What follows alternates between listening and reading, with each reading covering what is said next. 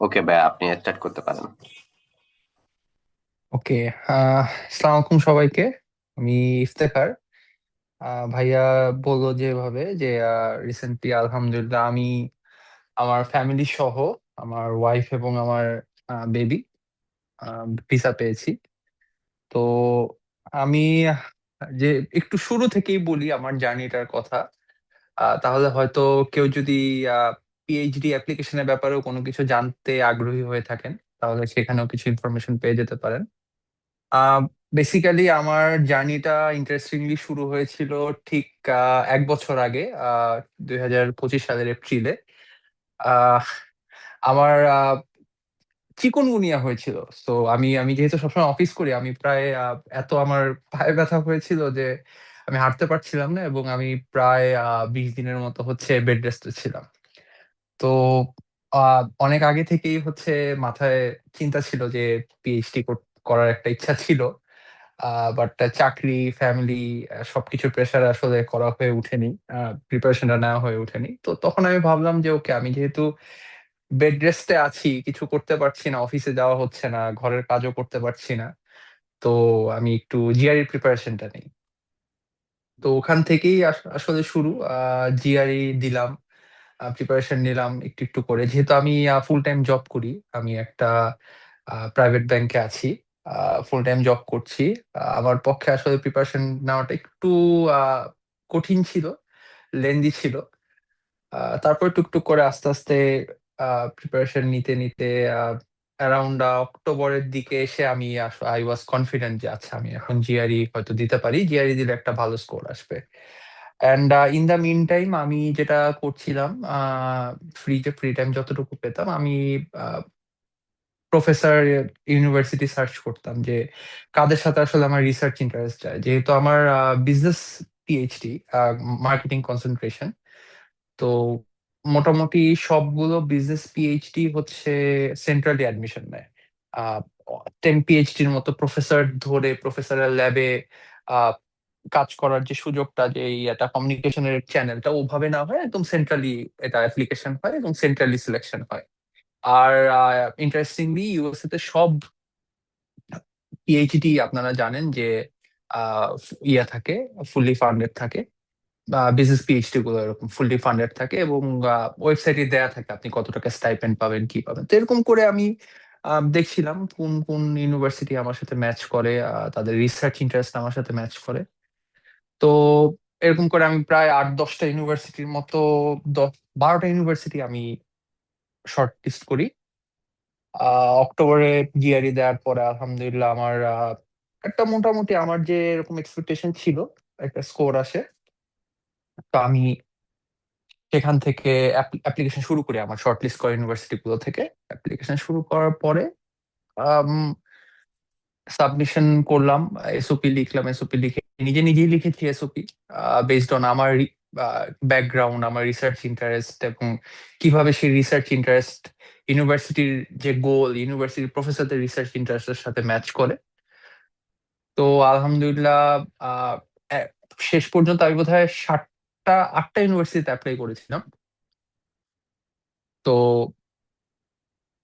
Application deadline লাস্টেরটা ছিল হচ্ছে জানুয়ারি 15 তারিখে। তো সবকিছু সাবমিট টাবমিট করার পরে ওয়েট করছিলাম যে কখন একটা ইন্টারভিউ কল আসবে। বিকজ হয়তো সবাই জানে যে মোটামুটি পিএইচডির অ্যাডমিশন ইন্টারভিউ ছাড়া হয় না, ইন্টারভিউ মাস্ট। তো আল্লাহ আল্লাহ করে আহ, জানুয়ারির 28 কি 29 তারিখে হচ্ছে আমার সাথে একটা ইউনিভার্সিটির থেকে প্রফেসর মেইল করলেন যে they are very much interested in my profile, they want to discuss about my fit in their program. তো আমি আহ, খুব আহ, ইয়ে করে প্রিপারেশন নিয়ে ইন্টারভিউটা অ্যাটেন্ড করি, যে আমার আসলে রিসার্চ ইন্টারেস্ট কি, তাদের কোন কোন পেপার আমি পড়েছি, সেগুলো আমার কাছে কেমন লেগেছে, এগুলো নিয়ে আর কি রিসার্চ ইয়ে করে স্টাডি করে আমি তাদের ইন্টারভিউটা অ্যাটেন্ড করি, এবং আলহামদুলিল্লাহ ইন্টারভিউটা ভালো হয়। তারা আমাকে খুব যেগুলো প্রিপারেশন নিয়েছিলাম সেগুলোই জিজ্ঞেস করে যে কেন আমি ইউনিভার্সিটির কোন রিসার্চটা দেখে আসতে চাচ্ছি, আমি ফিউচার কি রিসার্চ করতে চাই, আমার ব্যাকগ্রাউন্ড কিভাবে ওনাদের ইন্টারেস্টের সাথে, রিসার্চ ডিরেকশনের সাথে অ্যালাইন করে। তো এগুলোর পরে ওনারা আমাকে আহ, 3 দিন পরে একটা মেইল, একটা কনফার্মেশন দিলেন যে আমরা আমাদের সার্চ কমিটি থেকে, পিএইচডি সার্চ কমিটি থেকে তোমার নাম ডিপার্টমেন্টের কাছে রেকমেন্ড করেছি, তুমি খুব শীঘ্রই একটা অফিসিয়াল রেকমেন্ডেশন লেটার পাবে, অফিসিয়াল অ্যাডমিশন লেটার পাবে। তো এটা ছিল খুব সম্ভবত জানুয়ারির ফেব্রুয়ারি 1 কি 2 তারিখে, 2 তারিখে মনে হয়। তো এবং উনি ওই মেইলে লিখে দিয়েছিলেন প্রফেসর যে তুমি ম্যাক্সিমাম 2 সপ্তাহের মধ্যে পাবে। তো সেই হিসাব করে তো 2 তারিখে যদি পেয়ে থাকি, 14 তারিখের মধ্যে, ফেব্রুয়ারি 14 তারিখের মধ্যে আমার একটা অফিসিয়াল কনফার্মেশন পেয়ে যাওয়ার কথা। বাট আমি আসলে 14 তারিখ, 15 তারিখ যায়, আমি আসলে কোনো কনফার্মেশন পাই না। সো একটু একটু স্যাড হয়ে গিয়েছিলাম যে হয়তো 20 তারিখের পর থেকে যে হয়তো ওনারা they decided to move with someone else, এরকম কিছু হয়তো হয়েছে। তো ফরচুনেটলি আমি প্রফেসরকে 21 তারিখের দিকে বোধহয় মেইল করি যে আমার সিচুয়েশনে কোনো আপডেট আছে কিনা। ওনারা জানে যে they are working on it. তো পরে আহ 28 তারিখে, হ্যাঁ ফেব্রুয়ারি 28 তারিখের দিকে I get the confirmation, official confirmation যে হ্যাঁ দে হ্যাভ সিলেক্টেড মি। আমার পুরো প্যাকেজ, স্টাইপেন্ড কত হবে, কি আর যা যা আছে সবকিছু সহ ইউনিভার্সিটি থেকে আমাকে ইয়ে করে। তো এরপর আমি ওটা পাওয়ার পরে আমি মোটামুটি শিওর ছিলাম, যেহেতু ফেব্রুয়ারি মাস 28 তারিখ হয়ে গিয়েছে, আম, আমি হয়তো আর কোনো ইন্টারভিউ কল পাবো না। আহ, কারণ মোটামুটি ফেব্রুয়ারি, মিড ফেব্রুয়ারির মধ্যেই সব ইন্টারভিউ কমপ্লিট হয়ে যায়। তো আমি যে তখন ডিসাইড করলাম যে ওকে ঠিক আছে, ফেব্রুয়ারি 28 তারিখ যেহেতু হয়ে গিয়েছে, তো আমি এখন অফারও পেয়ে গেছি, আমি এখন প্রসেসিং শুরু করে দিব। তো ইউনিভার্সিটিকে আমি আহ, ওই লেটারের ইয়েতে, রেফারেন্সে I-20 জন্য রিকোয়েস্ট করলাম। তারা I-20 রেডি করতে বেশ লম্বা একটা সময় নিল। আহ, আমারও কিছু ইয়ে ছিল, মিস্টেক বলবো না, আমি একটু ওভার প্রিপেয়ার্ড হয়ে গিয়েছিলাম। আমি যেটা করেছিলাম যে আলহামদুলিল্লাহ আমার স্পাউস এবং আমার চাইল্ড সহ আমি আহ, আমি সারপ্লাসে ছিলাম। তারপরেও আমি হচ্ছে অ্যাডিশনাল কিছু ফান্ড রেডি করতে গিয়ে একটু ইয়ে হয়ে গেছে, আমার 4-5 দিন লেট হয়ে গেছে। উনারা আবার ওনাদের এন্ড থেকে দেরি করছে। What what the university did is যে আমি যে অ্যাডিশনাল ফান্ড গুলো দেখিয়েছি, আমার কিন্তু সারপ্লাস ছিল ইউনিভার্সিটির ফান্ডে, বাট আমি অ্যাডিশনাল যে ফান্ড গুলো দেখিয়েছি, দেখাতে চেয়েছি, ওনাদের কাছে ডকুমেন্ট সাবমিট করেছি, ওনারা কোনো কিছুই I-20 তে অ্যাড করেনি। এবং ঠিক একই সময়ে আমি একটা খুব প্রমিনেন্ট একটা গ্রুপ, যেখানে আর কি আহ, ইয়ে হয়, পিএইচডি ইয়ে নিয়ে ডিসকাশন হয়, সেখানে আমি দেখলাম যে একজন ফুললি ফান্ডেড এবং সারপ্লাস থাকা সত্ত্বেও উনি I-20 তে মেনশন করেছিলেন যে তার কিছু ফ্যামিলি ফান্ড আছে, একটা সার্টেন অ্যামাউন্ট। তো ভিসা অফিসার যখন I-20টা, ওনারা তো ভিসা অফিসার আসলে খুব বেশি মনোযোগ দিয়ে দেখেন, ওনারা সার্টেন কিছু মার্কার্স দেখে। তো উনি যখনই দেখেছেন ভিসা অফিসার যে ফ্যামিলি ফান্ডে একটা অ্যামাউন্ট আছে, ভিসা অফিসার ভেবে নিয়েছেন যে ওনার ডেফিসিট আছে। উনি নিচে যে এস্টিমেটেড কস্ট আর এস্টিমেটেড ইয়েটা ফান্ড, ওই দুটো আর উনি দেখেন নাই, উনি ফ্যামিলি ফান্ড দেখছেন, মনে করছে যে এখানে হয়তো কোনো একটা ইয়ে আছে, ডেফিসিট আছে। তো ওইটা নিয়ে অফিসার প্রশ্ন করে বসেন, এবং পরবর্তীতে ওনার আসলে আনফরচুনেটলি ভিসাটা হয় না। তো আমার ইউনিভার্সিটি যখন আমার ওই ফান্ড গুলো শো শো করেনি I-20 তে, তখন আমি আর কি আহ, ধরে নিছি যে ওনারা যেহেতু এটা করেছেন, এবং আমি ইন্টারভিউ এক্সপিরিয়েন্সটাও দেখেছি, ওনারা ডেফিনেটলি একটা পজিটিভ কাজই করেছেন। তো আমার আস্তে আস্তে I-20 আস্তে আস্তে রোজার ঈদের দিন হয়ে যায়, খুব সম্ভবত মার্চের 21 তারিখ ছিল ওটা।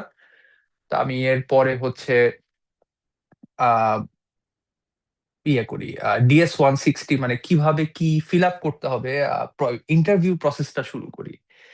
আহ, আমাদের ইন্টারভিউ প্রসেসের ইউনিভার্সিটি থেকে একটা ছোট্ট ইনস্ট্রাকশন দিয়ে দিয়েছিল যে DS-160 ফিল আপ করতে হবে। তো DS-160 ফিল আপ করতে গিয়ে আসলে এই গ্রুপের সাথে, নোমান ভাই, সাইফ ভাইদের সাথে আমার পরিচয়। বেসিক্যালি আমি DS-160 যখন ফিল আপ করতে যাচ্ছি তখন আমি দেখছি যে এখানে অনেক ইনফরমেশন, এবং এই ইনফরমেশন গুলো আমি যতটুকু রিসার্চ করেছি দেখলাম যে কোথাও কোনো ভুল থাকলে সেটার অনেক আহ, বড় ইম্প্যাক্ট পড়তে পারে। মানে ছোট্ট একটা ভুলের জন্য হয়তো অফিসার আপনাকে ভিসাটা নাও দিতে পারে। তো আমি আসলে DS-160 কিভাবে ফিল আপ করা যায়, কোনো সাপোর্ট পাওয়া যায় কিনা, আমার কিছু কনফিউশন ছিল, কোয়েশ্চেন ছিল DS-160 রিলেটেড, ওটার জন্য একটু সাপোর্ট খুঁজছিলাম। তখনই আসলে ভাইয়াদের সাথে পরিচয়। তো আমি নোমান ভাইকে নক দিয়েছিলাম। নোমান ভাইকে নক দেওয়ার পর উনি আমাকে বললেন যে ভাইয়া আমরা তো আসলে আহ, আহ, ইয়ে করে থাকি, মক ইন্টারভিউ নিয়ে থাকি। আর আপনি যদি মনে করেন আপনার সাপোর্ট দরকার, আমরা ডেফিনেটলি ওই সাপোর্টটাও দিব, ওটা কোনো সমস্যা না। তো ভাইয়ার অ্যাপ্রোচটা আমার খুব ভালো লেগেছিল, যে ওনারা যেহেতু অলদো ওনারা শুধু মক নিয়ে থাকে, বাট আমাকে ওই সাপোর্টটাও যেহেতু অফার করছে DS-160 কিভাবে ফিল আপ করবো, তো আমি আই ওয়াজ ভেরি ইমপ্রেসড যে ওনারা আসলে ভেরি হেল্পফুল। আহ, ওই সময়টাতে অনেস্টলি স্পিকিং আমি মোটামুটি শিওর ছিলাম। আমার আসলে যেহেতু আমি অফিসে আমার ফরেন ক্লায়েন্টদের সাথে কাজ করি মাঝে মধ্যেই, তো প্রায় ইংলিশে টুকটাক কথা বলতে হয়। তো আমি মোটামুটি ইংলিশ কনভারসেশনে আমি কমফোর্টেবল ছিলাম। তো আমি মনে মনে মনে করেছিলাম যে আমার আসলে লাগবে না হয়তো মক ইন্টারভিউ দেওয়া। তাও আমি আর কি ভাইদের কাছে 7 দিনের একটা মক ইন্টারভিউ স্লট নিয়ে রেখেছিলাম। তো আমি DS-160 ফিল আপ করছি। আমি প্রায় সপ্তাহ দেড়েক ধরে DS-160 ফিল আপ করেছি, বিকজ আমার 3টা DS-160 ফিল আপ করতে হয়েছে, এবং আমার অনেকগুলো কোয়েশ্চেন ছিল। আমি প্রত্যেকটা কোয়েশ্চেন আমাদের আহ, নোমান ভাই, সাইফ ভাই, আরিয়ান ভাই সহ যে গ্রুপটা করা হয়েছে আমাকে সহ, ওই গ্রুপে আমি জিজ্ঞেস করতাম যে ভাই এটা ফিল আপ করছে, এটা কি হবে, ওটা কি হবে। তো ভাইয়ারা they were very very helpful. আমার প্রত্যেকটা কোয়েশ্চেনের ওনারা ডিটেইলড এক্সপ্লেনেশন দিয়ে আমাকে হেল্প করেছে, এবং ইনফ্যাক্ট আমি এট ওয়ান পয়েন্ট আমি ভাইদের সাথে আমার DS-160-র কিছু সার্টেন অংশ শেয়ারও করেছিলাম, ভাইরা ওগুলো দেখে ফিডব্যাক দিয়েছে। তো মোটামুটি ওয়েন আই ওয়াজ স্যাটিসফাইড যে আচ্ছা ঠিক আছে, DS-160 আমার ঠিক আছে, আমাদের তিনজনেরটাই ঠিক আছে, আমি আই ডিসাইডেড টু সাবমিট ইট। তো সাবমিট করার পরে আহ, আমি এখানে একটু তাড়াহুড়ো করে ফেলছিলাম। আমি DS-160 ফিল আপ করার পরের দিনে আমি ইউএস ট্রাভেল ডক্সে অ্যাকাউন্ট ওপেন করি। অ্যাকাউন্ট ওপেন করে ওখানে হচ্ছে আমার ডিপেন্ডেন্ট অ্যাড করতে যাই। ওখানে আমি একটা মিস্টেক করে ফেলি। মিস্টেকটা হয় যে আমি আমার আহ, বাবুকে F2 এর বদলে ওকে F1 হিসাবে অ্যাড করে ফেলি। তো এইটা নিয়ে আমি আসলে খুব টেন্স ছিলাম। তো আমি পরে ভাইয়াদের বললাম যে ভাই এরকম একটা ভুল হয়ে গেছে। আমি তো ওদের মেইলও করেছি, বাট ওরা বলেছে যে এটা আসলে যেদিন তোমার ইন্টারভিউ, আমি 15 তারিখ ইন্টারভিউ ডেট নিয়েছিলাম, সেদিন হবে, সেদিন দেখা যাবে। তো ভাইয়ারা বললো যে না, এটা এটা মেজর কোনো প্রবলেম না, এটা ওনাদেরকে বলে ওনারা ঠিক করে দিল। তো তারপর আমি আর কি একটু রিল্যাক্সড হলাম। তো আমি ইন্টারভিউ ডেট নিয়েছিলাম 2 তারিখে, এপ্রিলের 2 তারিখে, 15 তারিখের জন্য। কনফার্ম করেছি 2 তারিখে, 15 তারিখের জন্য। আমার হাতে প্রায় হচ্ছে তখন 12-13 দিনের মতো সময়। আহ, আমি তখন ভাইয়াদের বললাম যে ভাই এরকম আমি তো ডেট নিয়েছি 15 তারিখে। তো ভাইয়া বললো, ওকে ঠিক আছে, তাহলে আমার মক সেশনটা শুরু করি। তো আমি অনেস্টলি বলেছি একটু আগেও যে আমি আসলে মোটামুটি কনফিডেন্ট ছিলাম যে আমার আসলে মক সেশনে আমি ভালো করব, বিকজ আমি মোটামুটি সবসময় আর কি টুকটাক ইংলিশ আমার কথা বলা লাগে, প্রতিদিনই অফিসে টুকটাক অফিসের কাজে কথা বলা লাগে। তো ফার্স্টের যেদিন ভাইয়ারা আমার কাছ থেকে আমার SOP, আমার ইউনিভার্সিটি I-20টা নিয়ে ওনারা আমার যে প্রেজেন্টেশনটা দিলেন, প্রেজেন্টেশনটা ইট ওয়াজ ভেরি স্ট্রাকচার্ড আমার কাছে যেটা মনে হয়েছে। কারণ এখানে কি কি ধরনের কোয়েশ্চেন হতে পারে, এবং ডিফারেন্ট টাইপ অফ ক্যাটাগরিতে ভাইরা ভাগ করে দিয়েছিলেন যে কোন কোয়েশ্চেনের আসার পসিবিলিটি কতটুকু, কোনটার অ্যান্সার কিরকম হতে পারে। ভাইরা খুব ডিটেইলড একটা প্রেজেন্টেশন দিয়েছেন, আর I was very impress, because আমি আসলে ওভাবে চিন্তা করিনি যে আমি একটা কোয়েশ্চেনের এইভাবে স্ট্রাকচার্ড অ্যান্সার দিব। তো পরে যখন ভাই আমাকে খুব সম্ভবত নোমান ভাই ছিলেন, নোমান ভাই আমাকে বললেন যে আহ তো প্রেজেন্টেশন তো দেখলেন ভাইয়া, একটা মক ইন্টারভিউ দেন। তা আমি বললাম ওকে ভাইয়া ঠিক আছে, দেয়া যায়। তা আমি মক ইন্টারভিউ শুরু করলাম। তো নোমান ভাই একটা খুব ভালো সাজেশন দিয়েছিলেন যে আপনি যখন ইন্টারভিউটা দিবেন আপনি আহ এমন ভাবে ইন্টারভিউ দিবেন আপনি মনে করবেন যে এটা আসলে আপনি ওই ভিসা অফিসারের সামনে দাঁড়িয়ে ইন্টারভিউটা দিচ্ছেন। তো আমি বললাম ওকে ঠিক আছে, আমি আমার ডেস্কের উপর ফোন রেখে মানে সুন্দর মতো দাঁড়িয়ে আমি একটা ইন্টারভিউ একটা মানে একটু মানে যতটুকু ফর্মাল ঘরের মধ্যে হওয়া যায় ইন্টারভিউটা দেওয়া শুরু করলাম। তো আমার মাথায় কিন্তু বা খুব বেসিক কিছু কোশ্চেন ভাই আমাকে করলো যে why did you choose this university, why do you want to go to USA, যেগুলো কিন্তু উনি একটু আগে আমাকে প্রেজেন্টেশনে দিয়েছেন এবং আমাকে ডিটেল কিছু এক্সপ্লেনেশনও দিয়েছেন কিভাবে অ্যান্সার দিতে হবে, অ্যান্সার গুলো স্ট্রাকচার করে দিয়েছেন।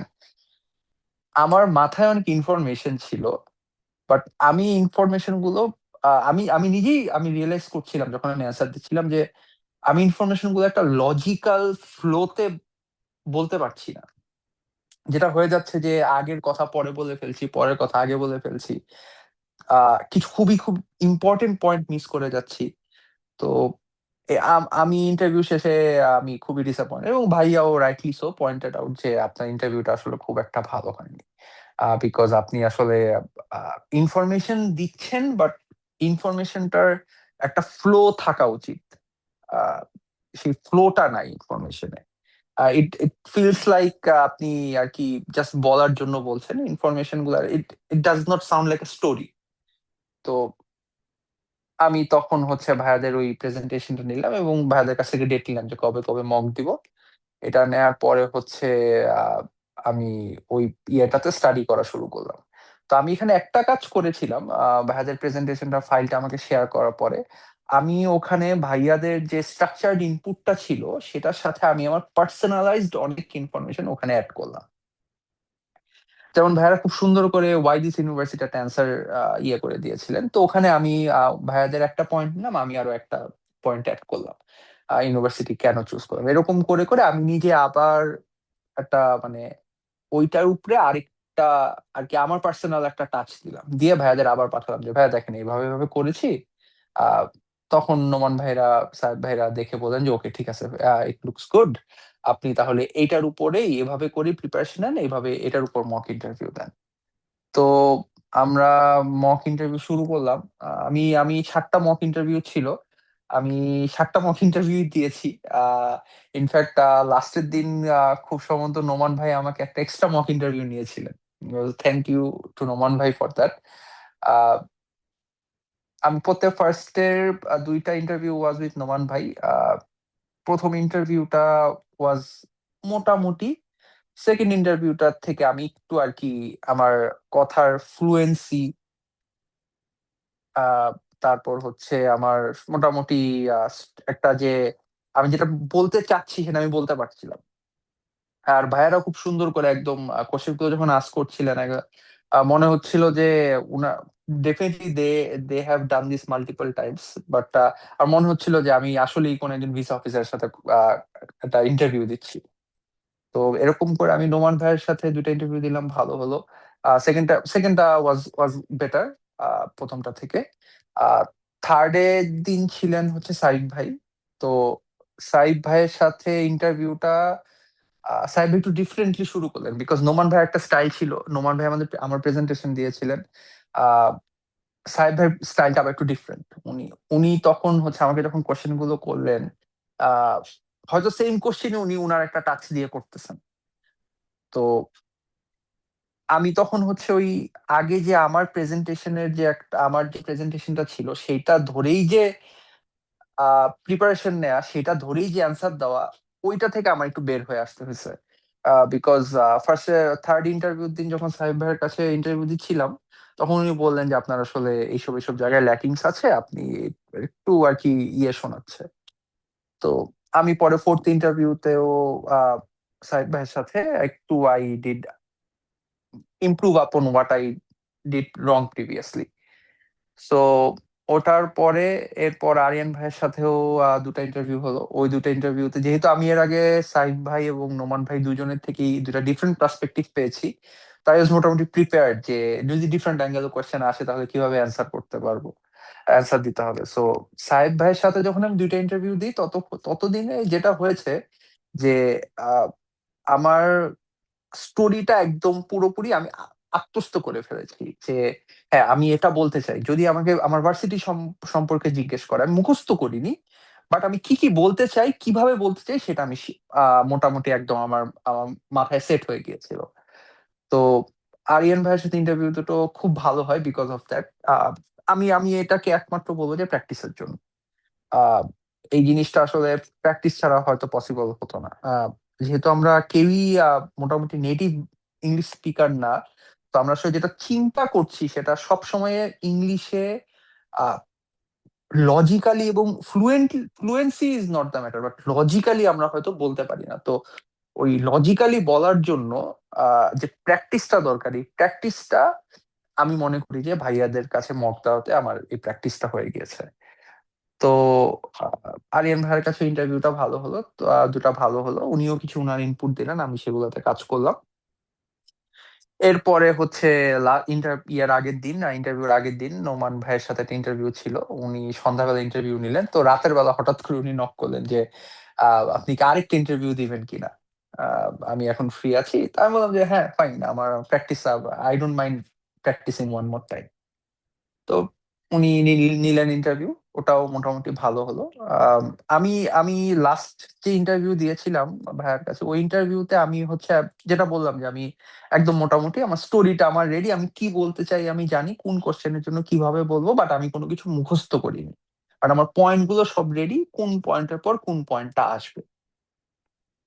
তো যাই হোক, আমার ইন্টারভিউ পরের দিন সকালবেলা ভাইয়াদের কাছ থেকে দোয়া টোয়া আহ, চাইলাম, বললাম যে ভাইয়া আহ, আল্লাহ ভরসা, দেখি কি হয়। ভাইয়ারা বললেন যে আহ, ওই ওই সময়টাতে ভাইয়ারা আমাকে একটা সাহস দিয়েছিলেন, অনেস্টলি স্পিকিং। উনি বললেন যে হয়ে যাবে আপনার ইনশাল্লাহ, আপনার প্রিপারেশন এখন ভালো, ইনশাল্লাহ হয়ে যাবে।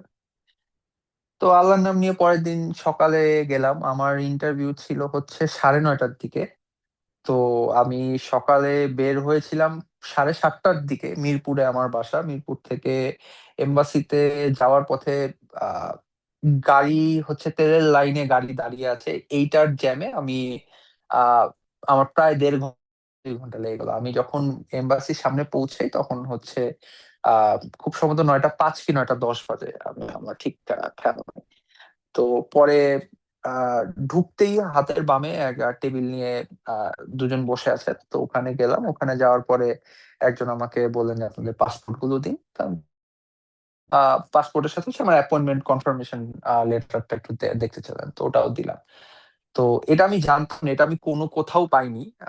এটা আমি একটু বলি যে আমার পাসপোর্ট এবং নতুন পাসপোর্ট দুটো ছিল। তো উনি হচ্ছে ওটাকে ছিঁড়ে মানে আলাদা করে ফেলে বললেন যে আপনি জাস্ট নতুনটা হাতে রাখেন। তো নতুন পাসপোর্টে হচ্ছে আমার যে স্ট্যাপল করা, স্ট্যাপেলের পিন গুলো লেগে আছে। তো ওটা সহ তার ভিসা অফিসারের হাতে দেয়া যাবে না। তো আমি ওখানে দাঁড়িয়ে দাঁড়িয়ে একটা একটা একটা একটা করে খুললাম। এটা এটা আমার মনে হয় প্রায় 3 মিনিট লেগে গিয়েছে, পিন ছিল। তো তারপর সামনে একটা এগিয়ে গেলাম, এগিয়ে যাওয়ার পর ওখানে আরেকজন সিকিউরিটি গার্ড ছিলেন, উনি জাস্ট খালি পাসপোর্টটা পাসপোর্টটা খুলে দেখেননি খুব একটা, আমারটা দেখলো, খালি দেখে হচ্ছে ওই অ্যাপয়েন্টমেন্ট লেটারটা দেখলো। এরপরে ভেতরে ঢুকলাম, আমার সাথে আমার ওয়াইফ আর বেবি। ভেতরে ঢোকার পরে হচ্ছে একটা একটু ভেতরে যাওয়ার পর একটা হচ্ছে সিটিং এরিয়া থাকে, ওই সিটিং এরিয়াতে সবাই সিরিয়াল দিয়ে বসে থাকে, এবং ওখান থেকে একটু একটু করে মেইন ইন্টারভিউ রুম যেটা, সেখানে আর কি ইয়ে করে, সবাইকে এন্ট্রি নিতে দেয়। তো আমরা ওখানে বসলাম। তো আমার বাবু আর কি, এম্বাসির ভেতরে সিচুয়েশনটা একটু অন্যরকম। হ্যাঁ, সবাই একটু টেন্সড, তো বাচ্চারা হয়তো টেন্স, সবাই যে টেন্সড এটা বুঝতে পারে। তো আমার বাবুও বুঝতে পারছিল, ও একটু আর কি আনকমফোর্টেবল ফিল করছিল, তা আমি ওর সাথে আহ কথা বলছিলাম। এবং আমি অনেস্টলি একটা ইয়ে বলে, I I was very tensed before walking into the embassy. এর আগ পর্যন্ত আমি অনেক টেনশন করেছি। আর এম্বাসিতে ঢোকার পরে আমি আসলে আহ, একটা মাইন্ডসেটে চলে গিয়েছিলাম যে আমি আমার সর্বোচ্চটুকু চেষ্টা করেছি। আমি একটা ভাইয়াদের সাথে একটা ভালো প্রিপারেশন নিয়েছি। আল্লাহ আমাকে এত দূরে এনেছেন। এরপরে আসলে আমি আমার বেস্টটা দিয়ে আসবো, যেটা হবে সেটা হবে, এটা না হলে আর আল্লাহ আমার কপালে রাখেননি এটা। লাইফ উইল মুভ অন, এটা অন্য কিছু হয়তো করবো, কোনো সমস্যা নেই, আল্লাহ ভরসা। তো আমি বাবু যেহেতু একটু আনকমফোর্টেবল ফিল করতেছে, ওকে হচ্ছে একটু কমফোর্ট দেওয়ার চেষ্টা করতেছি।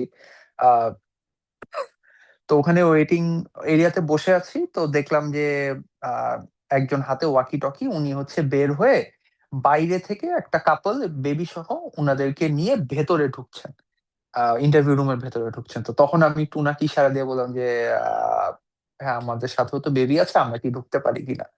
তো উনি আমাদের হয়তো কোনো কারণে মিস করে গিয়েছিলেন, তো উনি বললেন যে হ্যাঁ, উনি হাত দিয়ে ইশারা করলেন, হ্যাঁ আপনারা আসেন ভেতর ইন্টারভিউ রুমে। তো আমি ভেতর ইন্টারভিউ রুমে ঢুকলাম। আহ ঢুকে আমি অনেস্টলি যেটা দেখলাম যে আহ, অনেক মানুষ, ছোট্ট খুব বড় কোনো রুম না, রুমটা ছোট, আহ, খুব বেশি বড় ইয়ে না। সেখানে প্রায় 100-র মতো মানুষ, 100 মানুষ বসার মতো থাকার মতো রুম না, খুবই ক্রাউডেড ওটা। তো রুমে ঢুকেই আহ সোজাসুজি হচ্ছে বসার কিছু বেঞ্চ, দুটা না তিনটা লম্বা লম্বা বেঞ্চ। ওখানে ক্যান্ডিডেটটা বসে আছে। বাম পাশে হচ্ছে কাউন্টার, সেই কাউন্টারে হচ্ছে ইন্টারভিউ হচ্ছে, লাইনে কাউন্টারের সামনে মানুষ লাইনে দাঁড়িয়ে আছে। এবং ওটা ক্রস করে একটু সামনে গেলে হচ্ছে ফিঙ্গারপ্রিন্ট কাউন্টার। তো আমি শুরুতেই ফিঙ্গারপ্রিন্ট কাউন্টারের দিকে চলে গেলাম। ফিঙ্গারপ্রিন্ট কাউন্টারের দিকে চলে যাওয়ার পর ওখান থেকে একজন বলে, না আগে ফিঙ্গারপ্রিন্টটা, আগে আপনার পাসপোর্টটা চেকিং হবে। আর একটু ভেতরের দিকে একজন বাংলাদেশি আপু, উনি হচ্ছে পাসপোর্টটা চেক করলো, পাসপোর্টটা চেক করে আমার পুরোনো পাসপোর্টটা চাইলেন, আমি দিলাম। সবারটাই নিলেন, নিয়ে তারপর বললেন যে ওকে আপনার ওয়েট করেন ফিঙ্গারপ্রিন্টের জন্য। তো বেবি থাকাতে, আমাদের বাবু আমাদের সাথে থাকাতে আমার আর আমার ওয়াইফকে বাবু সহ আগে আগে ফিঙ্গারপ্রিন্টের লাইনে দাঁড়া করিয়ে দিলেন। তো ফিঙ্গারপ্রিন্টের লাইনে দাঁড়ালাম, ওখানে একজন মিডল এজের আমেরিকান ফিমেল ছিলেন। তো উনি, শি ওয়াজ ভেরি জলি। আমি আমি ভেবেছিলাম যে হয়তো ফিঙ্গারপ্রিন্ট নিয়েই উনি ইন্টারভিউ নিয়ে নেবেন, তো পরে দেখলাম না, আসলে এটা ওভাবে না। আহ, উনি জাস্ট ফিঙ্গারপ্রিন্ট দিলেন। তো ফিঙ্গারপ্রিন্ট নেওয়ার পরে হচ্ছে আমাকে আহ, যে ভাই আমাদের প্রথমে আর কি ঢুকতে বলেছিলেন, উনি বললেন যে আপনি একটা কাউন্টারে গিয়ে দাঁড়ান। তো তখন একটা ভাই এসে বললেন যে এখন তো সবগুলো কাউন্টারে লম্বা লাইন হয়ে আছে, তো আপনি একটু ওয়েট করেন। আহ, আপনি ওয়েট করে আপনি ইয়ে আমি আপনাকে ডাকবো। তো আমি যেটা করলাম, আমি কোনো চিন্তা করে এই ডিসিশনটা নেইনি। আমি জাস্ট হচ্ছে আহ, আমি দেখলাম কি যে কাউন্টার নাম্বার 10-এর পাশে যে লাইনটা, ওই লাইনের পাশে ছোট্ট একটা বেঞ্চ আছে।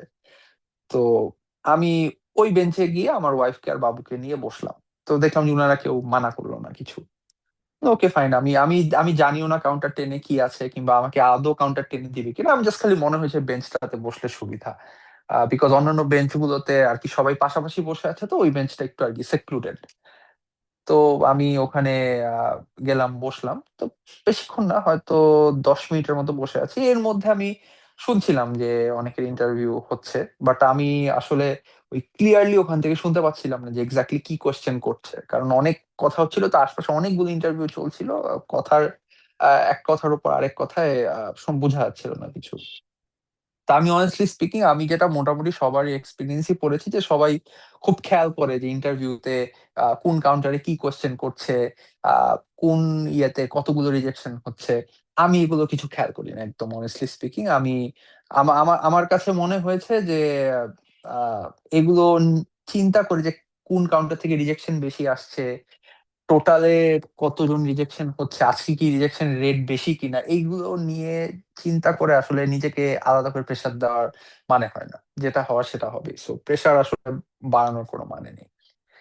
তো আমি আসলে কিছুই দেখিনি, কে পাসপোর্ট সহ বের হচ্ছে, কে ইয়ে করে বের হচ্ছে। আমি আমার ওয়াইফের সাথে গল্প করছিলাম, আমার বাচ্চাকে ইয়ে করছিলাম, ওর সাথে কথা বলছিলাম।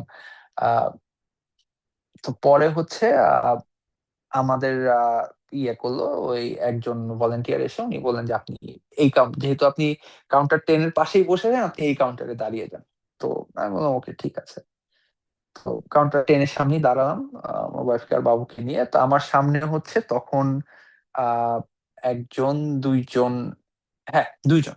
ফার্স্টে হচ্ছে একটা ফ্যামিলি, ওনাদের 3টা বাচ্চা, হাজবেন্ড ওয়াইফ, ওনারা হচ্ছে ট্যুরিস্ট ভিসার জন্য এসেছেন। তা আমি দেখলাম যে ভিসা অফিসার একজন ফিমেল, উনি হচ্ছে আপনার আহ, শাড়ি পরে বসে আছেন, যেহেতু 15 তারিখ পয়লা বৈশাখের পরের দিন। উনি একটা বেশ খুব সম্ভবত নীল কিংবা বেগুনি কালারের, অন্ধকার ছিল আমি তো খেয়াল করিনি, শাড়ি পরে বসেছেন। তো উনি ইন্টারভিউ নিচ্ছেন। তো ওই ফ্যামিলিটাকে উনি জিজ্ঞেস করলেন যে আপনারা কেন যেতে চান। তো উনারা বললেন যে আমরা নিউ ইয়র্কে যাব, নিউ ইয়র্কে ঘুরবো। তো উনি জিজ্ঞেস করেন যে আপনারা কি দেখবেন। তা আমি আমি আসলে তখন ইন্টারেস্ট নিয়ে দেখছি যে আসলে কিভাবে ইন্টারভিউ নেয়। আমার ভালো লাগছে দেখতে।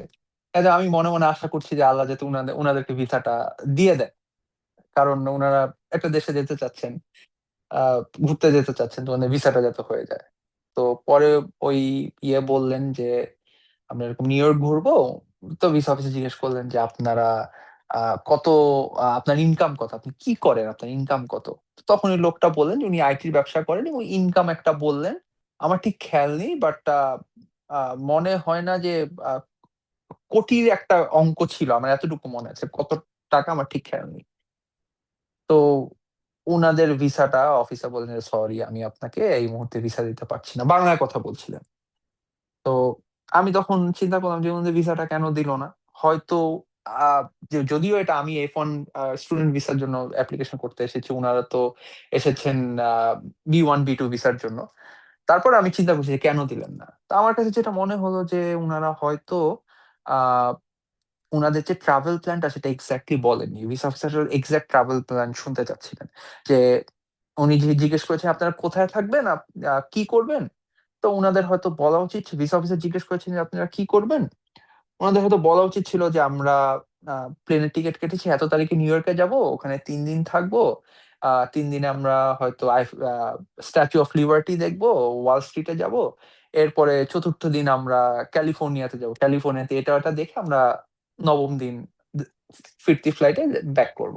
তো এরকম কোন একটা অ্যান্সার হয়তো ভিসা অফিসার চাচ্ছিলেন, আমার কাছে মনে হয়, আই ক্যান বি রং। তো আনফরচুনেটলি ওনাদের ভিসাটা হয় না। এরপরে হচ্ছে একটা ইফতেখার ভাই, আহ, সরি ফর জি ইন্টারাপ্ট। জি। আমরা আরেকটা লিংক দিচ্ছি, ওটাতে জয়েন করে জাস্ট আপনি স্টার্ট করে দিবেন, ঠিক আছে? এই লিঙ্কটা এখন শেষ হয়ে যাবে, তো ওই জন্য সেকেন্ড লিংক ওকে দিচ্ছি। ওকে ওকে। ঠিক আছে, হ্যাঁ হ্যাঁ, শিওর শিওর তামিনী। শিওর। করবো। জি জি, কন্টিনিউ করেন। ওকে, ঠিক আছে। আহ, তো যেটা বলছিলাম যে ফ্যামিলি অ্যাপ্লিকেন্ট যারা ছিলেন, ফ্যামিলির ভিসা রিজেক্ট হয়ে যাওয়ার পরে একজন স্টুডেন্ট ছিলেন আহ, ঠিক আমার সামনেই। তো উনি ছেলেটা এগিয়ে গেলেন। উনি, আমি কনভারসেশন শুনে যেটা বুঝলাম, উনি হচ্ছেন ব্যাচেলার্স এর স্টুডেন্ট অ্যাপ্লিকেন্ট। ইউনিভার্সিটির নামটা আমার খেয়াল নেই। তো ওনাকে আহ, হয়তো ফার্স্টে কিছু কোয়েশ্চেন করেছিলেন, and he was answering very confidently. খুব বোঝা যাচ্ছিল যে he is from English medium background. Owner voice accent শুনে খুব কনফিডেন্টলি ফ্লুয়েন্টলি অ্যান্সার দিচ্ছিলেন। আহ, এরপর উনাকে জিজ্ঞেস করলেন যে who is going to fund your studies. তো তখন উনি আহ, বললেন যে ওনার বাবা হচ্ছে এরকম, খুব ডিটেইলড এক্সপ্লেনেশন দিলেন যে আমার বাবা ফান্ড করবেন। আহ, উনি একজন খুব সম্ভবত মেডিকেল ইন্ডাস্ট্রিতে কিছু একটা জব করেন, পাশাপাশি ওই ইন্ডাস্ট্রিতে ওনার বিজনেস আছে, এবং বেশ বড় বিজনেস। আমার স্পষ্ট মনে আছে যে আহ, উনি বলেছেন যে ওনার প্রায় 13 কোটি টাকার মতো হচ্ছে ইয়ারলি ইনকাম। তো উইচ ইজ ডেফিনেটলি আলট। তো আমি মোটামুটি শিওর ছিলাম যে হয়তো ওনার ভিসাটা হবে, বিকজ কনফিডেন্টলি অ্যান্সার দিচ্ছেন, কোনো স্টাম্বল কিংবা মারমার করছেন না। আহ, ভালো ফান্ডিং সিচুয়েশন, ফ্যামিলি ইনকাম বেশ ভালো। বাট আনফর্চুনেটলি ভিসা অফিসার উনার সবকিছু শোনার পরে উনাকে বললেন যে sorry, I can't approve your visa. তো তখন আমার একটু আর কি আহ, একটু মনে হয়েছে যে হয়তো হ্যাঁ, ইয়ে ভিসা অফিসার একটু বেশি স্ট্রিক্ট। বাট ওই যেটা বললাম যে আই ওয়াজ থিঙ্কিং যে আমি আমার সর্বোচ্চটুকু চেষ্টা করেছি, এখন বাকিটা আল্লাহর হাতে। তো আমি গেলাম কাউন্টার সামনে আমার ওয়াইফকে নিয়ে, বললাম গুড মর্নিং অফিসার। তো উনি বললেন গুড মর্নিং। তো আমি আবার এই ফাঁকে, যেহেতু উনি শাড়ি পরে আছেন নববর্ষের পরের দিন, তো আমি ওনাকে বললাম যে হ্যাপি বাংলা নিউ ইয়ার। তো উনি আমার দিকে তাকিয়ে আমাকে খুব আস্তে করে বললেন যে শুভ নববর্ষ। তো আমি একটু একটু ইমপ্রেসড হলাম যে খুব ক্লিয়ারলি যেহেতু শুভ নববর্ষ বললেন, যে আমি বললাম শুভ নববর্ষ। তারপর উনি বললেন যে okay, pass me your passport on I-20। তো আমি দিলাম, আমি বললাম যে do you want me to pass my dependence passport on I-22? বললেন যে অনলি দা পাসপোর্ট। তো আমি পাসপোর্ট দিলাম। তো দেওয়ার পরে উনি হচ্ছে আমার DS-160 স্ক্রোল করা শুরু করলেন, as far as I can understand. তো খুব বেশি না, 10-15 সেকেন্ড স্ক্রোল করার পরে আমাকে জিজ্ঞেস করলেন যে হোয়াট ইজ ইউর সাবজেক্ট। তো আমি তখন হচ্ছে নোমান ভাই আমাকে ফার্স্টের কোশ্চেনটাই এটা হবে আমাকে বলে দিয়েছিলেন যে হোয়াট ইজ ইউর সাবজেক্ট, কিংবা why do you want to go to USA, what is your purpose of travel. মোটামুটি একটা জিনিসই ওনারা আর কি জানতে চাচ্ছে এই কোশ্চেন গুলোর থ্রুতে। তাই বললাম যে two go to USA to pursue my PhD in this subject at this university.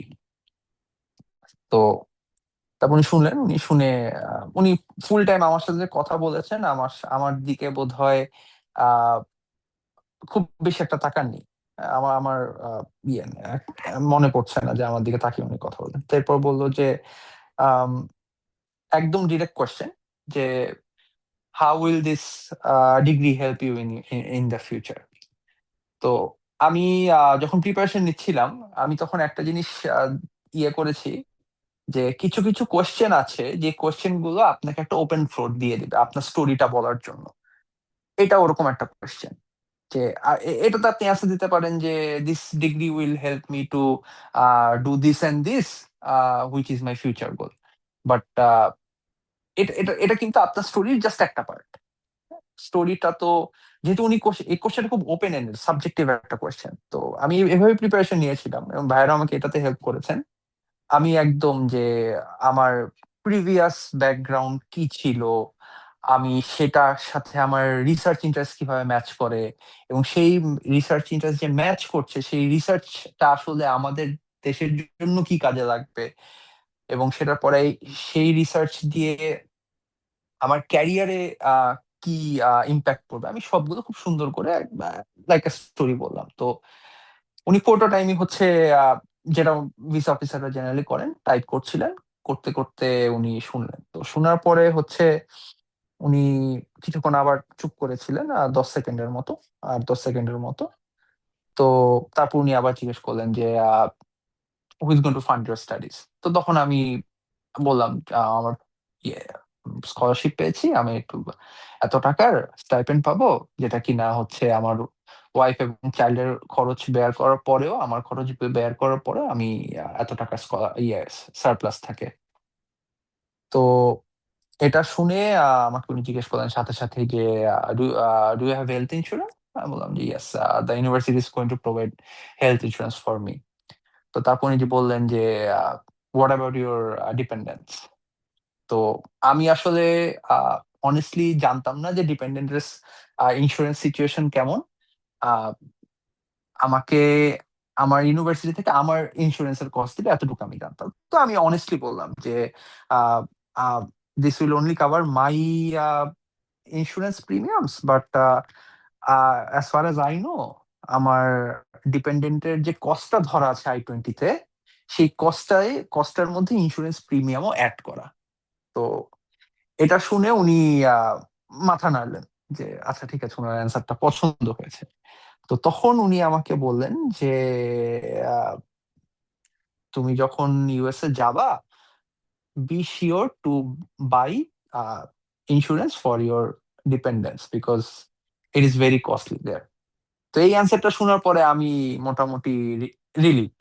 আমি যে ওকে ঠিক আছে, উনি যেহেতু আমাকে বলছেন যে তুমি যখন USA তে যাবা, তার মানে উনি আমাকে যেতে দিতে চাইছে, উনি আমাকে ভিসাটা হয়তো দিবেন। তো এরপর আমি একটু মানে আগে থেকেই রিল্যাক্স ছিলাম। এরপর আমি মোটামুটি শিওর যে ইনশাল্লাহ হয়তো ভিসাটা পেয়েই যাব। তো আরো কিছুক্ষণ DS-160 স্ক্রল করলেন, প্রায় 1-1.5 মিনিট টাইপ করলেন, স্ক্রল করলেন, করার পরে হচ্ছে হঠাৎ করে আমাকে জিজ্ঞেস করলেন যে did you complete your bachelors or masters. তো তখন আমি বললাম যে আমি আসলে ব্যাচেলার্সও করেছি, মাস্টার্সও করেছি। তো এরপরে হচ্ছে উনি আমার ওয়াইফের দিকে তাকিয়ে ডিরেক্ট বাংলাতে জিজ্ঞেস করলেন যে আপনাদের বিয়ে কবে হয়েছিল। তো আমার ওয়াইফ অ্যান্সার দিল। অ্যান্সার দেওয়ার পরে হচ্ছে উনি আবার জিজ্ঞেস করলেন যে আপনাদের প্রথম দেখা কবে হয়েছিল। তো আমার ওয়াইফ বাংলাতে সেটারও শর্ট একটা অ্যান্সার দিল, খুব বেশি ইয়ে না। তো এরপর উনি আবার টাইপ করা শুরু করলেন। তো এই ফাঁকে আমার বাবু হচ্ছে একটু আর কি আহ, আমার কোলে আসতে চাচ্ছিল। ও ওর মার কোলে ছিল। তো আমার হাতে যেহেতু ফাইল, আবার যে কোনো সময় তো যে কোনো কিছু আহ, চাইতে পারেন ভিসা অফিসার। তো আমি হচ্ছে ওর সাথে আর কি ওকে বোঝানোর চেষ্টা করতেছি। তো ভিসা অফিসারের সামনে খুব একটা সবুজ প্যানেলের মতো থাকে, খুব সুন্দর, ওটাতে ফিঙ্গারপ্রিন্ট নেয়। আমি ওকে ওটা দেখাচ্ছিলাম, ওটা দেখে ওর সাথে আর কি আহ, ইয়ে করতেছিলাম, টাইম পাস করতেছিলাম প্রায় 1-1.5 মিনিটের মতো। তো উনি পুরো টাইম হচ্ছে টাইপ করছেন, তো ভিসা অফিসার। তো হঠাৎ করে উনি বললেন যে okay, give me your marriage certificate and your child's birth certificate. আমি ওই দুটা বের করে দিলাম। তারপর উনি দেখে বললেন যে do you know about social media screening. আমি বললাম যে হ্যাঁ, yes I do, I have my printed copies, links of my social media with me. তো উনি বললেন যে okay please give it to me. এটা দিলাম। দেওয়ার পরে উনি আমাকে বললেন যে okay, I am rejecting your visa. তো আমি এটা শুনে একটু ইয়ে হয়েছে, উনিও রিজেক্টিং ইউর ভিসা বলে উনিও একটু স্টপ হয়ে গেছে। আহ, তারপরে হচ্ছে উনি 1-1.5 সেকেন্ড পজ পজ না করে বললো যে after checking your social media I let you know the final decision, you can see it in the portal. তো আমি বললাম যে ওকে ঠিক আছে তাহলে। তো আমি তখন ওই 221G বোধ হয় ফর্মটা, ওটা নিয়ে বের হলাম। বের হয়ে আর কি একদম আহ, সোজা, আমি আর কোথাও দাঁড়াইনি কারণ বাইরে প্রচন্ড রোদ ছিল। আমি একদম বের হয়ে, এম্বাসি থেকে বের হয়ে আহ, বাসায় এসে পড়ছি। তো ওদিন হচ্ছে আহ, আপনার ইয়েতে স্ট্যাটাস দেখলাম, পাসপোর্ট স্ট্যাটাস দেখলাম, আমাকে দেখাচ্ছিল পাসপোর্ট অ্যাপ্লিকেশন রিসিভড, এবং কিছুক্ষণ পরে হচ্ছে রিফিউজড হয়ে গেল। তা আমি আহ, ভাবতেছি যে এটা রিফিউজড হলো আসলে কি, কি ব্যাপার। আমি নেটে সার্চ করলাম, পরে ওখানেও লেখা ছিল যে যদি কেউ 221G এর আন্ডারে কাউকে রিফিউজ করা হয়, তাহলে ফাইনাল ডিসিশন হওয়ার আগ পর্যন্ত এটা রিফিউজ দেখাবে। তো আলহামদুলিল্লাহ পরের দিন দেখলাম যে 15 তারিখে, 16 তারিখে দেখলাম অ্যাপ্রুভড হয়েছে। আহ 17-18 তারিখ বন্ধ ছিল, 19 তারিখ হচ্ছে আহ সকালবেলা আমি অফিসে গিয়ে চেক করলাম যে দেখাচ্ছে ইস্যুড। পাস আর 20 তারিখে পাসপোর্ট কালেকশনের মেইল আসলো। তো আলহামদুলিল্লাহ পাসপোর্ট কালেক্ট করলাম। তো এই ছিল আমার স্টোরি। খুব সংক্ষেপে যদি আরেকটা কথা বলতে চাই, এর আগেও বেশ কয়েকবার বলেছি যে আহ, এই ভাইয়াদের কাছে, নোমান ভাই, সাহেব ভাই, আরিয়ান ভাইদের কাছে আমি গ্রেটফুল যে ওনারা আমাকে এমন ভাবে গাইড করেছেন যে এই গাইডেন্সটা না পেলে হয়তো আমি আমার যে স্টোরিটা আমি ভিসা অফিসারকে বলে আসছি, আমি যেভাবে কনভিনসিংলি কথা বলে আসছি, এটা হয়তো আমি করতে পারতাম না। ওনাদের সাথে আমার যে প্র্যাকটিসটা, ওনাদের যে গাইডেন্সটা, এই জিনিসগুলো আমাকে আহ, আমার ভালো একটা ইন্টারভিউ দিতে হেল্প করেছে। সো আমার সাজেশন হবে যে no matter who you are, whatever your background is, or no matter what you want to go to USA for, আমার মনে হয় যে উনাদের কাছে একটা ইন্টারভিউ এক্সপিরিয়েন্স নেওয়াটা is very very important. So এটাই, বেস্ট অফ লাক সবাইকে, এবং আমার জন্য দোয়া রাখবেন আমি যাতে গিয়ে সুন্দর মতো করে পিএইচডিটা করতে পারি। আমার এবং ফ্যামিলির জন্য দোয়া রাখবেন। Thank you. ইনশাল্লাহ ভাই। আমাদের এইচএসডি প্ল্যাটফর্মের পক্ষ থেকে আপনাকে আবারও অভিনন্দন।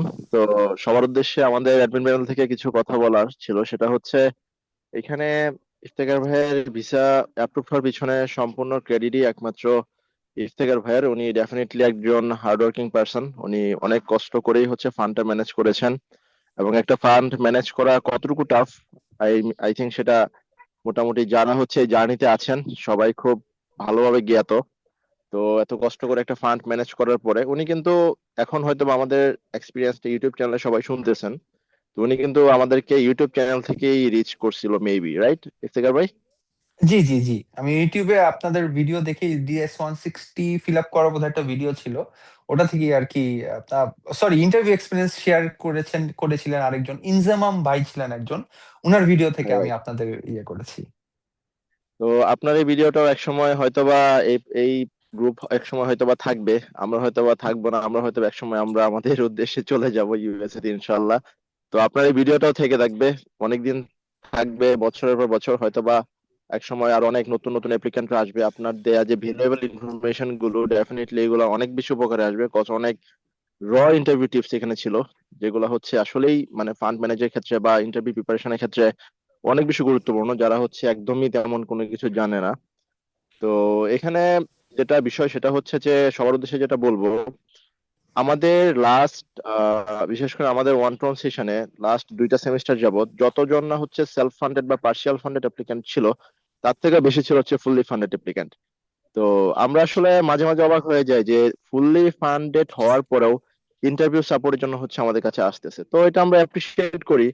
কেন করি? কারণ আমি সবসময় একটা কথা বলি, আমাদের কাছে আসতে হবে বিষয়টা এরকম না, কারণ আমাদের এটা একদম যে ফুললি একটা বিজনেস প্ল্যাটফর্ম বিষয়টা এরকম না। আমরা হেল্প করতেছি, সময়ের বিনিময়ে হয়তো বা একটা ন্যূনতম পেমেন্টও নেওয়া হচ্ছে। আর আমি যেটা সবসময় বলি যে একটা ফান্ড ম্যানেজ করা কিন্তু অনেক টাফ। তো অল্প কিছু সময়ের জন্য, অল্প কিছু ডেডিকেশনের জন্য, অল্প কয়েকটা দিন বেশি বেশি প্র্যাকটিস করার জন্য অনেকে এই অপরচুনিটিটা হারায়। তো এটা যদি আমি একটা উদাহরণ দিই, রিসেন্টলি আমাদের গ্রুপেই দেখবেন হয়তো বা যারা অ্যাক্টিভ আছেন, ফুল ফান্ডেড উইথ সারপ্লাস নিয়ে হচ্ছে অনেকে ভিসাটা রিফিউজড হচ্ছে। কারণ কি?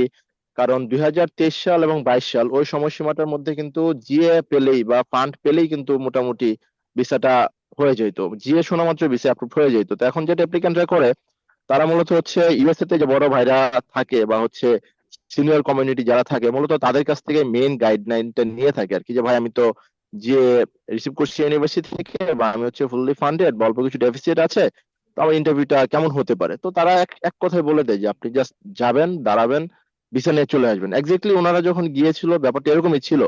কিন্তু 2024-এর পরে, বিশেষ করে 2025-এর ফল সেশনের পরে সিচুয়েশনটা অনেক বেশি কঠিন হয়ে যায়, বিভিন্ন প্রেক্ষাপটে আর কি, যারা হচ্ছে অ্যাক্টিভ আছেন তারা জানেন।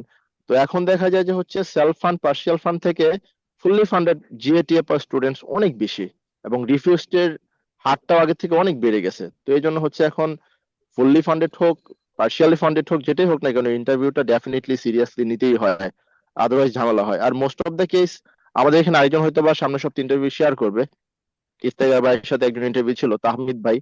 তো উনি হচ্ছে প্রিভিয়াসলি রিফিউজড ছিল, তো উনিও না এক্সপিরিয়েন্স সামনের সপ্তাহে শেয়ার করবে। তো আমরা যখন এই কেসগুলো হ্যান্ডেল করি তখন দেখা যায় যে আসলে ওনারা কিছু সূক্ষ্ম ভুল করে রেখে আসে। ম্যাক্সিমাম ভুলগুলো হয় হচ্ছে তাদের আপনার ওই কি বলে যে রিসার্চ অ্যালাইনমেন্টে, তাদের প্রিভিয়াস রিসার্চ, ফিউচার রিসার্চ এবং কারেন্টলি যে রিসার্চে সে ফান্ড রিসিভ করেছে, এই বিষয়গুলোতে অ্যালাইনমেন্ট না থাকার কারণে রিসার্ভিসের মানে ভিসাগুলো রিজেক্ট করে দেয়। এবং এই জন্য আমরা মূলত হচ্ছে এসওপি গুলা নিয়ে রিসার্চ করে তারপর হচ্ছে সাপোর্ট গুলা দেওয়ার চেষ্টা করি। তো যাই হোক, আমরা আসলে খুব বেশি এক্সপিরিয়েন্সড বা খুব বেশি জানি এরকমটা কখনোই বলি না, বাট যতটুকু পারি জাস্ট একটা সিচুয়েশন ক্রিয়েট করা যে হচ্ছে অ্যাপ্লিকেন্ট তার সর্বোচ্চ যে মানে পারফরমেন্সটা থাকে সেটার জন্য সে দিতে পারে, এটুকু আমরা অ্যাসিওর করার চেষ্টা করি আর কি। তো যাই হোক, ইফতেখার ভাইয়ের কাছে একটা রিকোয়েস্ট থাকবে, যেহেতু আপনি একটা ভালো পজিশনে যাচ্ছেন, ওইখানে হয়তো বা একসময় আপনার আন্ডার একটা ল্যাব থাকবে, একটা প্রজেক্ট থাকবে, আপনিও হয়তো বা 5 জন 6 জন অ্যাসিস্ট্যান্টকে নেওয়ার যোগ্যতা রাখবেন।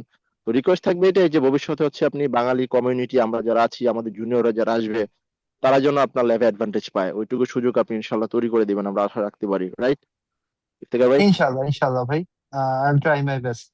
এই তো ভাই। আর আমরা আছি এখানে, আমাদের কমিউনিটি আছে, আপনিও থাকবেন ইনশাল্লাহ। আর হচ্ছে ভবিষ্যতে আপনাকে যদি এই ভিডিও দেখে কেউ রিচ করতে চায়, বা আপনার যদি কোনো অপরচুনিটি কখনো থাকে আমাদেরকে হেল্প করার মতো, আমাদের মিন্স আমরা এইচএসডি কে রিপ্রেজেন্ট করতেছি, এইচএসডি কে যদি আপনার কোনো ধরনের হেল্প করার থাকে বা কোনো অপরচুনিটি থাকে, ডেফিনেটলি আমাদের গ্রুপে জানাবেন। আর যে কোনো প্রবলেম ইমিগ্রেশন ক্রস হওয়ার আগ পর্যন্ত আমরা আছি ইনশাল্লাহ। তো সাথে পাবেন না আমাদেরকে সবসময়। আপনার জন্য অনেক অনেক অনেক বেশি অভিনন্দন, এবং আপনার ছোট বাচ্চার জন্য ওর ব্রাইট ফিউচারের জন্য অনেক দোয়া থাকলো ইনশাল্লাহ। বাংলাদেশ থেকে আসলে এই মুহূর্তে মনে করি যে একটা বেস্ট সিদ্ধান্ত ছিল সবাইকে নিয়ে চলে যাওয়া। তো আবার অভিনন্দন ভাই আপনাকে। সবার উদ্দেশ্যে লাস্ট লাইন কিছু বলার আছে ভাই? আহ থ্যাংক ইউ ভাই। আমি আহ, আল্লাহ আমাকে যতটুকু দিয়েছে আমি চেষ্টা করব যে আপনাদেরকে কিংবা যারা ফিউচারে ইউএসএ যেতে চায় কিংবা পিএইচডি করতে যেতে চায় আমার নলেজ দিয়ে আমাকে যখনই যে কেউ রিচ করবেন, I will try my best to help. I can promise that. আর ফাইনালি আমি আশা করি যে ভাইয়ারা যে প্ল্যাটফর্মটা নিয়ে কাজ করছেন এইটা যেন আরো বেশি মানুষকে এই হেল্পটা করতে পারে। ভাইয়া খুব রাইটলি একটা কথা বলেছেন যে আহ, আগে যারা গিয়েছে তাদের ইন্টারভিউ এক্সপিরিয়েন্স এবং current interview experience is very different. তো এই ডিফারেন্সটাই ভাইয়ারা যেভাবে অ্যাওয়ারনেস ক্রিয়েট করছেন, সবাইকে জানাচ্ছেন এবং কিভাবে প্রিপারেশন নিতে হবে, এই কাজটা যাতে ভাইয়ারা আরো ভালো মতো করতে পারে, এই দোয়াই রইলো। এবং সবাই আমার জন্য দোয়া রাখবেন আমি যাতে ফ্যামিলি নিয়ে গিয়ে ভালো মতো পিএইচডিটা করতে পারি। Thank you. ইনশাল্লাহ। আর সবার উদ্দেশ্যে আরেকটা কথা বলতে চাই, সেটা হচ্ছে যে আহ, যত ভালো অপরচুনিটি থাকুক, যত ভালো প্রিপারেশনই থাকুক, বাট সৃষ্টিকর্তার অনুমতি থাকতে হবে। তো এই জন্য হচ্ছে যে যে ধর্মের বিশ্বাসী হন না কেন, সবাই সবার সৃষ্টিকর্তার কাছে চাইবেন, দোয়া করবেন, প্রার্থনা করবেন। কারণ রিজিক বলে একটা কথা আমরা সবাই বিশ্বাস করি, যে যে ধর্মেই থাকি না কেন। তো এটা হচ্ছে সব থেকে বড় কথা। তো সবাই ভালো থাকবেন, সুস্থ থাকবেন, সবার জন্য শুভকামনা। দেখা হচ্ছে অন্য কোনো এক্সপিরিয়েন্সে, অন্য কোনো দিন খুশির সংবাদ নিয়ে। আল্লাহ হাফেজ।